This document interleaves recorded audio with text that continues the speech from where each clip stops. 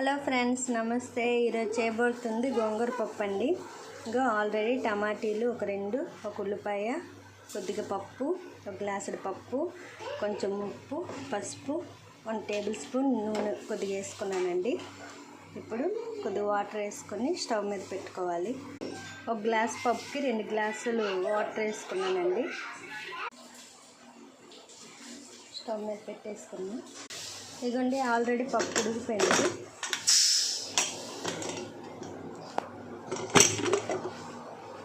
ఇలా వచ్చింది.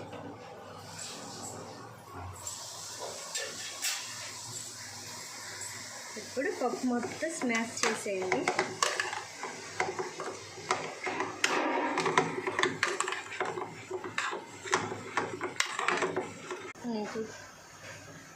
కొద్దిగా ఉప్పు, పసుపు కొద్దిగా, ధనియాల పౌడర్ కొద్దిగా,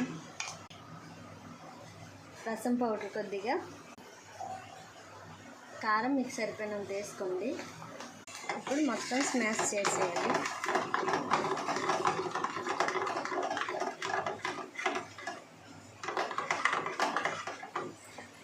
ఆల్రెడీ నేను గోంగూరని ఉడబెట్టేసి సైడ్ని పెట్టేసుకున్నానండి.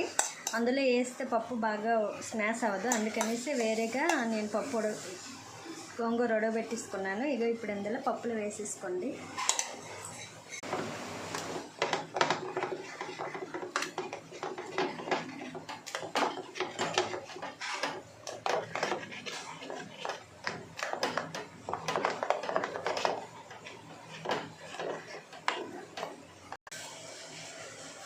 ఒక గోంగూర కట్ట వేసేసానండి.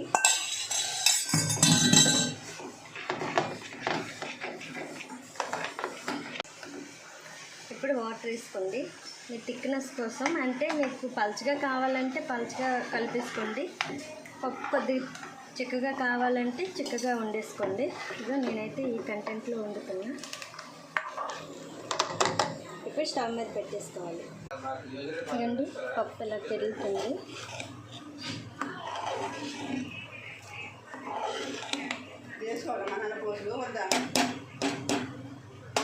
ఇప్పుడు ప్యాన్ పెట్టుకొని తాలింపు పెట్టుకోవాలండి. ఇదిగోండి, ఆల్రెడీ చిన్న ప్యాన్ పెట్టుకున్నా. అందులో కొద్దిగా జీలకర్ర, కొద్దిగా పోపులు, ఇప్పుడు వెల్లుల్లి రెబ్బలు, ఎండుమిర్చి ఒక 2, కొద్దిగా కరివేపాకు,